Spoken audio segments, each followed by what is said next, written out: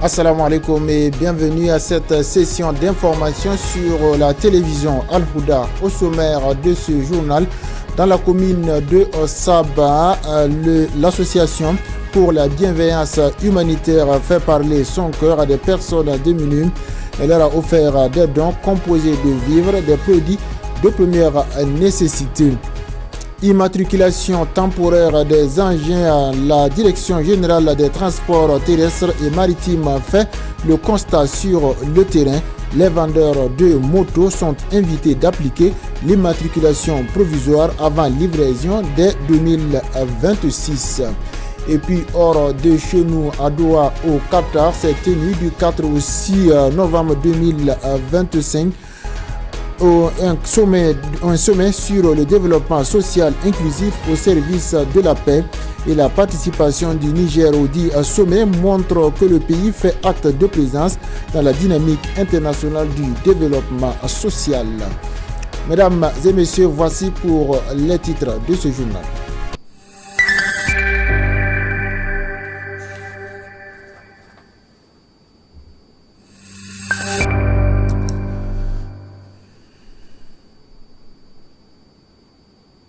Dans la commune de Saba, la solidarité s'exprime une fois de plus à travers un geste fort de l'association pour la bienveillance humanitaire. L'organisation a procédé à un don au profit des personnes démunies, un acte de générosité qui s'inscrit dans le cadre de ses actions humanitaires et sociales en faveur des populations les plus vulnérables. Composé de vivres, de produits de première nécessité, ces dons visent à soulager les familles en difficulté et à promouvoir la cohésion sociale au sein de la communauté. Le reportage avec Abdoul Rasmane Bandé.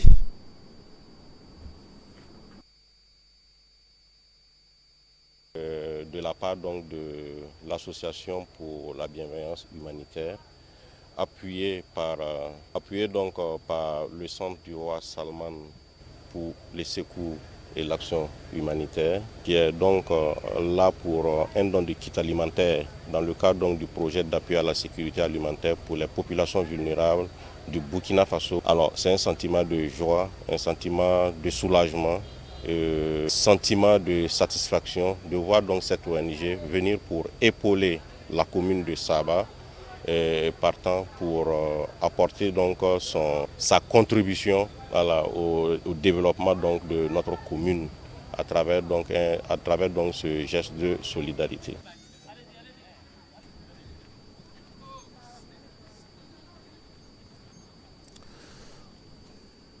Et la Direction générale des transports terrestres et maritimes du Burkina Faso a lancé récemment une opération de contrôle sur le terrain visant les vendeurs de motos et tricycles à Ouagadougou pour faire appliquer l'immatriculation provisoire en série. Cela signifie que les vendeurs doivent désormais fournir aux clients une plaque ou bande d'immatriculation provisoire avant que l'engin ne quitte le magasin. Le reportage.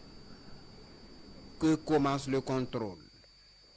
Dans cette entreprise de vente de véhicules à 2, 3 et 4 roues, des engins déjà immatriculés et prêts à être sur les routes du Burkina Faso en toute légalité. Ce système d'immatriculation provisoire, dès que la phase test a été lancée, nous avons vu ça comme une opportunité vraiment pour satisfaire nos clients. Et je pense que, en plus de satisfaire nos clients, il y a une traçabilité et dans notre contexte aujourd'hui d'insécurité, tous les vendeurs concessionnaires devraient suivre ce pas pour aider nos autorités vraiment à réussir aussi sur ce plan sécuritaire. La mesure d'immatriculation provisoire de tout véhicule à la vente est en vigueur depuis octobre 2023, mais visiblement, plusieurs concessionnaires et revendeurs sont encore à la traîne. Pour ce qui est effectivement de la motocyclette, le dispositif est là, mais pour le moment, il n'est pas fonctionnel. Mais bon, ça, ce n'est qu'une question de temps.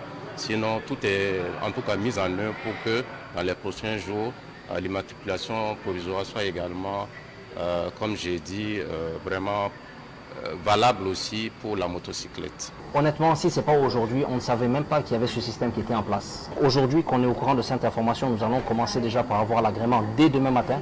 On va essayer de se mettre à jour et en place le plus rapidement possible. En tous les cas, La sensibilisation touche à sa fin, prévient la Direction générale des transports terrestres et maritimes.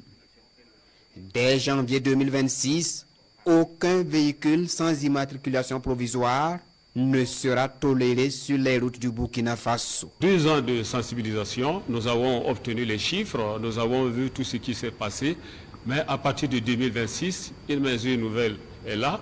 Ça veut dire que les dossiers d'immatriculation définitive des engins, il faut avoir forcément, en tout cas, votre document d'immatriculation provisoire WW. Cette sortie a été une sortie vraiment de sensibilisation et en même temps un avertissement parce que les prochains jours, aucun véhicule en tout cas ne va circuler sur les voies ouvertes à la circulation routière sans être identifiable.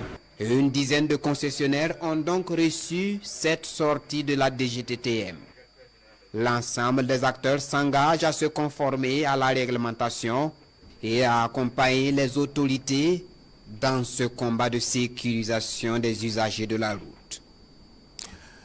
Lors du dernier Conseil des ministres au titre du ministère de l'administration territoriale de la décentralisation, le gouvernement a adopté un important décret portant sur la mise en place d'une carte d'identité biométrique AES. Et cette nouvelle carte commune aux pays membres de l'Alliance des États du Sahel vise à renforcer la sécurité, la traçabilité et la libre circulation des citoyens au sein de l'espace AES. Autre mesure phare, l'institution d'un passeport d'urgence et d'un passeport de pèlerinage. Pour une modernisation et une sécurisation des documents et autres titres de voyage, l'exécutif burkinabé adopte à ce conseil un décret portant réglementation de ces documents pour être en conformité avec les standards internationaux.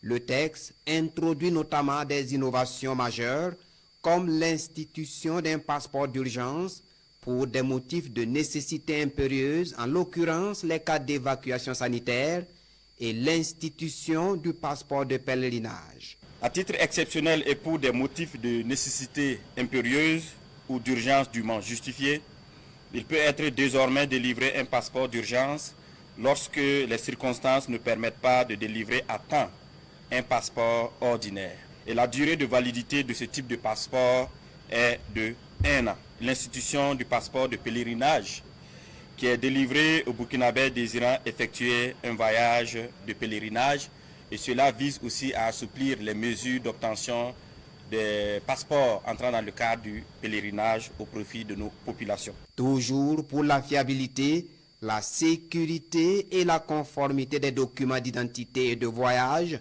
ce rendez-vous adopte un décret qui institue une carte d'identité biométrique AES. L'adoption de ce décret, qui s'inscrit en droite ligne des engagements du Burkina Faso au sein de la Confédération des États du Sahel, entend faciliter la circulation des populations sur toute l'étendue du territoire national et également l'accès des citoyens aux services sociaux de base. En termes d'innovation dans ce décret, on peut citer désormais que tout citoyen burkinabé âgé de 5 ans au moins peut se faire délivrer une carte d'identité biométrique AES. Celle-ci devient exigible à l'âge de 13 ans et la présentation est obligatoire à toute réquisition de l'autorité compétente. La validité reste de 10 ans. Autre innovation également, c'est l'institution d'une carte temporaire d'identité au profit des Burkinabés qui sont en âge d'établir une carte d'identité biométrique AES, mais ne disposant pas des documents exigés pour la délivrance de la carte d'identité burkinabé AES. À ce niveau, la durée de validité de cette carte est de 3 mois, renouvelable une seule fois. Autre décision importante de ce Conseil des ministres, l'expropriation d'un terrain litigieux pour raison d'utilité publique urgente. Il s'agit d'un terrain querellé dans la région des Koulsé et situé entre les villages de Zouana dans la province du Sanbontenga et Yilou dans la province du Bam. L'expropriation de ce terrain va profiter à un projet d'intérêt général, en l'occurrence des travaux militaires, explique le ministre d'État, ministre de l'administration territoriale et de la mobilité, Émile Zerbo, de préciser qu'il en sera désormais ainsi pour tous les cas similaires. Les occupants de ce terrain sont donc sommés de quitter les lieux sans délai.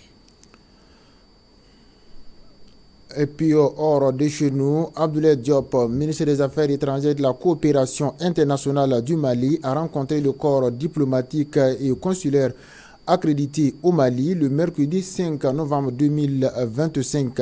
Lors de cette réunion, les thèmes abordés comprenaient la situation sécuritaire du pays, les difficultés d'approvisionnement en hydrocarbures.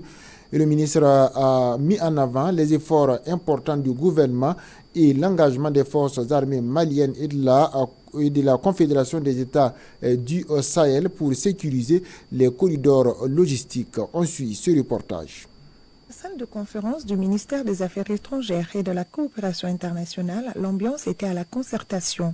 Le chef de la diplomatie malienne a longuement échangé avec les diplomates sur la situation actuelle du pays, notamment celle sécuritaire. Dans ce contexte sécuritaire en particulier, le Mali a fait le choix de continuer à travailler pour la mutualisation de nos efforts de défense, notamment dans le cadre de la force unifiée de la Confédération des États du Sahel. Le ministre Diop a aussi salué l'accompagnement et le soutien constant des pays partenaires, tout en réaffirmant la volonté du gouvernement malien de renforcer la coopération avec la communauté internationale. Le doyen des diplomates a réitéré la disponibilité des ambassadeurs à poursuivre leur collaboration avec le Mali dans les domaines de la sécurité, du développement et de l'aide humanitaire.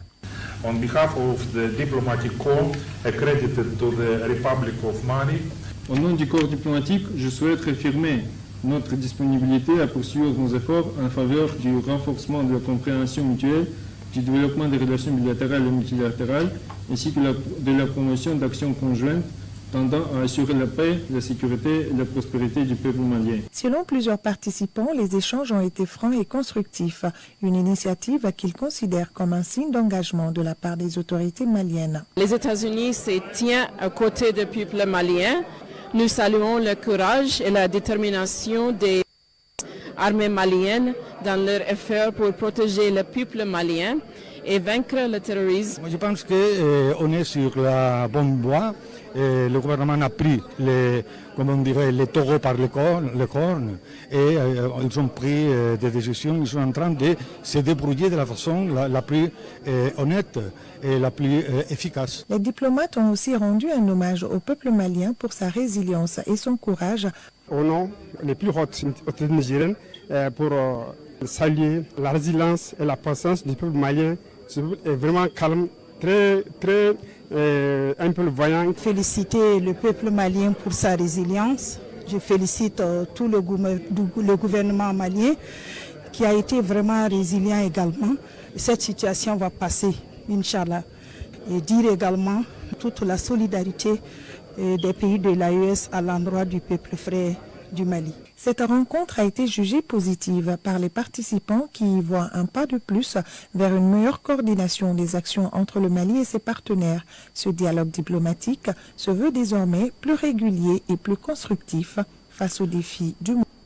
Nous quittons maintenant le continent pour nous retrouver à Doha, au Qatar, où un sommet sur le développement social inclusif au service de la paix s'est tenu du 4 au 6 novembre 2025. Et le sommet met particulièrement en avant le lien entre le développement social, la paix et la stabilité. Ali Mohamed Lamine Zeina, Premier ministre du Niger, est arrivé à Doha pour participer au sommet. Cela montre que le Niger fait acte de présence dans la dynamique internationale du développement social, ce qui peut avoir des retombées sur les engagements du pays en matière d'inclusion, emploi, protection sociale. Ce sommet réunit les chefs d'État et de gouvernement autour du secrétaire général des Nations Unies et l'émir du Qatar. Il vise à combler les lacunes et à réaffirmer l'engagement envers la déclaration de Copenhague sur le développement social et le programme d'action, ainsi que leur mise en œuvre, et à donner un nouvel élan à la réalisation du programme de développement durable à l'horizon 2030. Le secrétaire général des Nations Unies est revenu sur l'importance de soutenir les plus pauvres et les personnes qui vivent dans la précarité. Plus de 700 millions sont dans l'extrême pauvreté. Le monde doit s'unir et soutenir ces populations pour un développement durable à l'horizon 2030. Son Altesse Tamim bin Hamad bin Khalifa Al Thani a souhaité plus de solidarité, de cohésion dans le monde.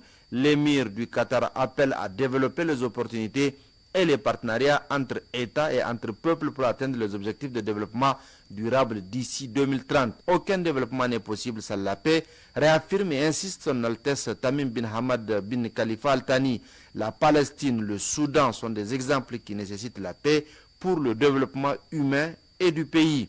Intervenant à son tour à la tribune, le Premier ministre, ministre de l'économie et des finances, Ali Mohamed Lamine Zen, a en face du monde égrené les mesures prises par le Conseil national pour la sauvegarde de la patrie sous la présidence du président de la République, chef de l'État, le général d'armée Abdraman Tiani.